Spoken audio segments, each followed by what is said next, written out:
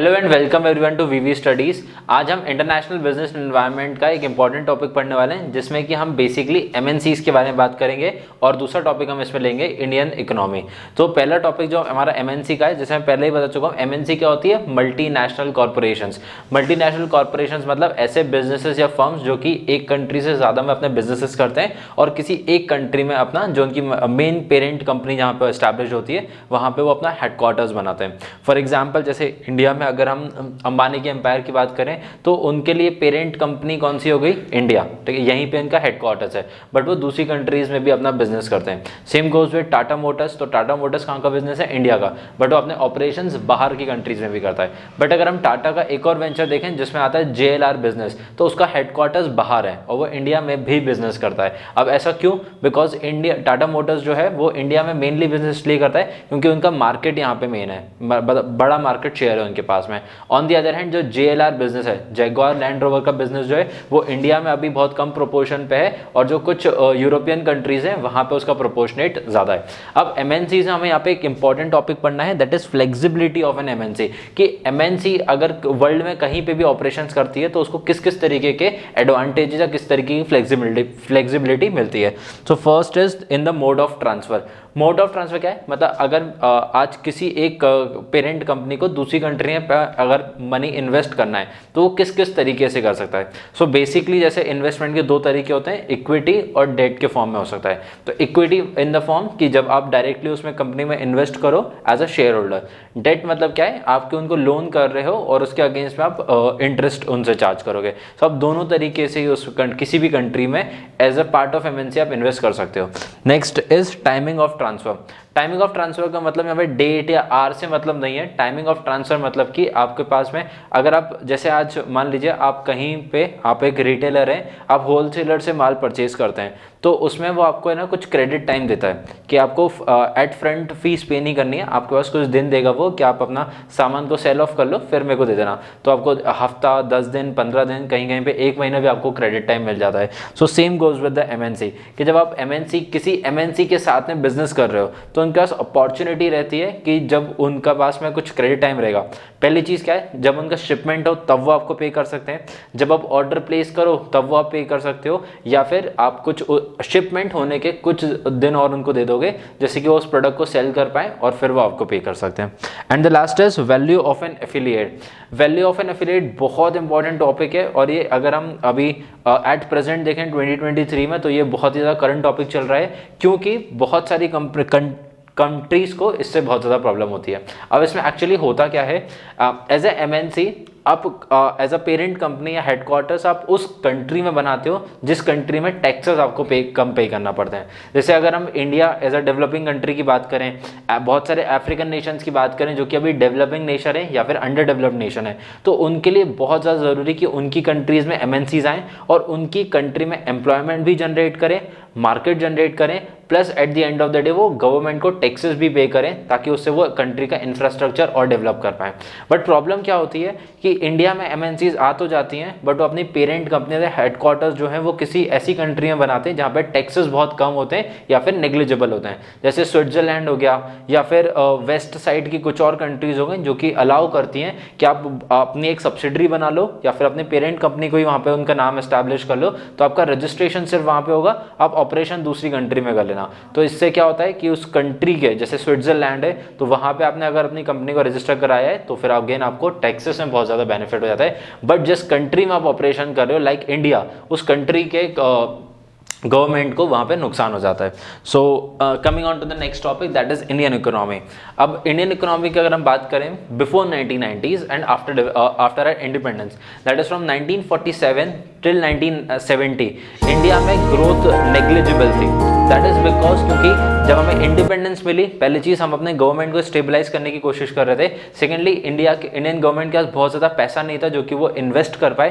Thirdly जो India में जो मैन्युफैक्चरिंग सेक्टर था वो बहुत बहुत बहुत ज़्यादा नीच था।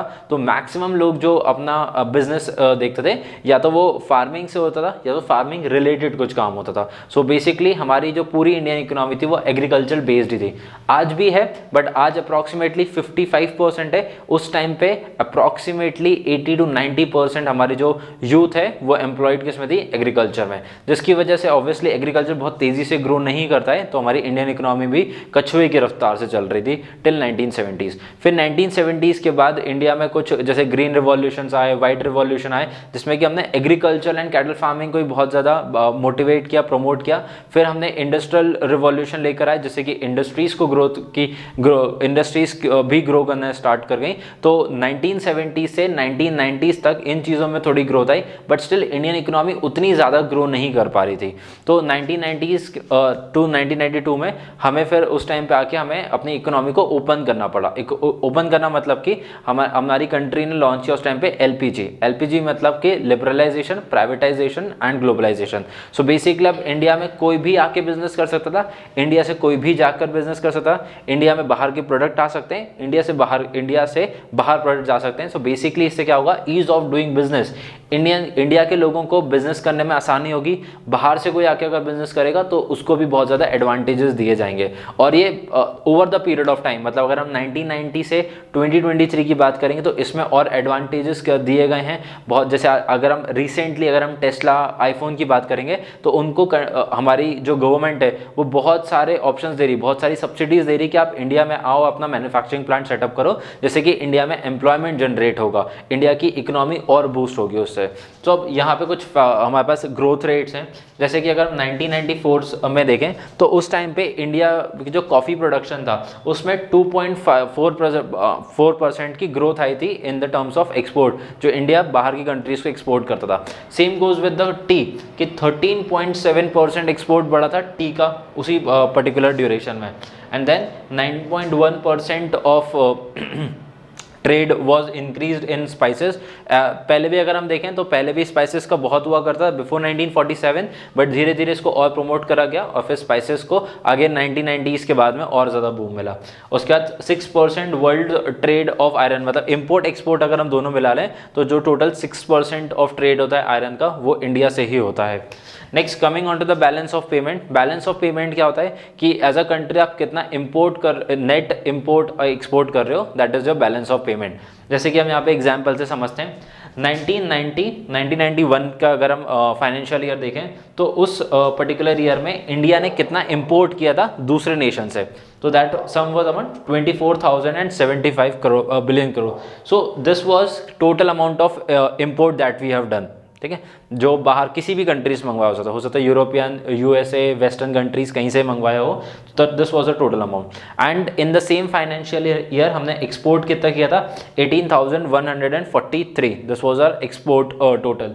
सो जो हमारे पास नेट बचता है, this net value is known as the balance of payment. Balance of payment कितना था 5,932। अब जो नेगेटिव साइन है दिस शोज कि हमने इंपोर्ट ज़्यादा किया है और एक्सपोर्ट कम किया है। एंड ऑब्वियसली इंडिया को जो भी ये पूरा ट्रेड होता है वो ग्लोबल करेंसी में होता है, and the global currency is dollar. तो इस वजह से हमें इतने -$6,000 पे करने पड़ते, और ये अब आएंगे कहाँ से, इंडिया प्रिंट तो कर नहीं सकता, तो फिर वो हम डेट के फॉर्म में लेकर आते हैं। तो इस तरीके से over the period of time India का डेट भी इस वजह से इंक्रीज हुआ है। बट आपके पास अगर आप लिमिट में अपनी डेट रखते हो, दुनिया में हर कंट्री ने डेट लेके रखा है because debt helps you in the growth, but वो जो डेट है वो एक लिमिटेड अमाउंट में होना चाहिए। और इसी का अगर हम ग्रोथ देखें, ये था 1991 का फाइनेंशियल ईयर का डेटा। इसको अगर हम कंपेयर करें 96-97 फाइनेंशियल ईयर से, तो उस साल जो हमने इंपोर्ट किया, हमारे इंपोर्ट आप देख सकते हो ऑलमोस्ट डबल हो गए, 24,000 से हो गए 48,063। और सॉरी एक्सपोर्ट कितना हो गया है 33,764। मतलब बेसिकली इंपोर्ट एक्सपोर्ट दोनों ही डबल हो गए। बट अगर हम अपना बैलेंस ऑफ पेमेंट देखेंगे then it is more than double, that is -14,299। So over the period of time अगर आप देखोगे 1947 के टाइम पे हमारा अप्रॉक्सीमेटली -$4 बिलियन का बैलेंस ऑफ पेमेंट हुआ करता था, एंड इन 96-97 अगर देखें तो -14,000 का। और अगर हम एट टुडेज प्रेजेंट डे की बात करेंगे तो मोर देन 1 लाख का balance of payment, more than 1 billion crore से ज़्यादा का हमारा बैलेंस ऑफ पेमेंट बचता है। Because over the period of time हमने इंडिया में मैन्युफैक्चरिंग सेक्टर्स को बढ़ावा नहीं दिया है, जिसकी वजह से हमें हमें इम्पोर्ट डिपेंडेंट कंट्री बनना पड़ रहा है, मेनली उसमें क्रूड ऑयल आ जाता है और एक्सपोर्ट्स हम कम कर पाते हैं। तो इस वजह से हमारा बैलेंस ऑफ पेमेंट बढ़ रहा है एंड कंट्री का डेट भी बढ़ता जा रहा है, तो जीडीपी में उतना ग्रोथ नहीं आ पा रहा है जितना आना चाहिए। Thank you for watching the video.